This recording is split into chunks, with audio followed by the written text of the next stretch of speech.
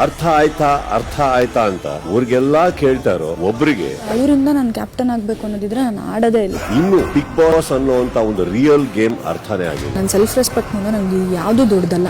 ಈ ಗೇಮ್ ನ ತುಂಬಾ ಚೆನ್ನಾಗಿ ಅರ್ಥ ಮಾಡ್ಕೊಂಡಿದೀನಿ ಅಂತ ಭ್ರಮೆಯಲ್ಲಿರೋ ಇನ್ನೊಬ್ರಿಗೆ ನೀನ್ ಸೇವ್ ಆಗಿದೆ. ಈ ಟೂ ಇರ್ಬೇಕಾದ್ರೆ ನೀನ್ ಆಚೆ ಹೋಗಿದೆ ಅಂತಂದ್ರೆ ಪ್ಲಾನ್ ಏನು? ಇರೋಕ್ಕಾಗ್ತಾ ಇಲ್ಲ. ಮತ್ತೆ ಹೆಂಗ್ ಬಿಟ್ರಿ ಇದನ್ನ? ಬಿಗ್ ಬಾಸ್ ನ ನಿರ್ಧಾರಗಳ ಮೇಲೆ ರೆಸ್ಪೆಕ್ಟ್ ಇಲ್ಲ. ವಾರದ ಕತೆ ಕಿಚ್ಚನ ಜೊತೆ ಇಂದು ರಾತ್ರಿ 9 ಗಂಟೆಗೆ. ಅರ್ಥ ಆಯ್ತಾ ಅಂತ ಊರಿಗೆಲ್ಲಾ ಕೇಳ್ತಾರೋ ಒಬ್ರಿಗೆ ಅವರಿಂದ ನಾನು ಕ್ಯಾಪ್ಟನ್ ಆಗ್ಬೇಕು ಅನ್ನೋದಿದ್ರೆ ನಾನು ಆಡೋದೇ ಇಲ್ಲ. ಇನ್ನು ಬಿಗ್ ಬಾಸ್ ಅನ್ನುವಂತ ಒಂದು ರಿಯಲ್ ಗೇಮ್ ಅರ್ಥನೇ ಆಗಿದೆ. ನನ್ನ ಸೆಲ್ಫ್ ರೆಸ್ಪೆಕ್ಟ್ ಮುಂದೆ ನನಗೆ ಯಾವ್ದು ದೊಡ್ಡದಲ್ಲ.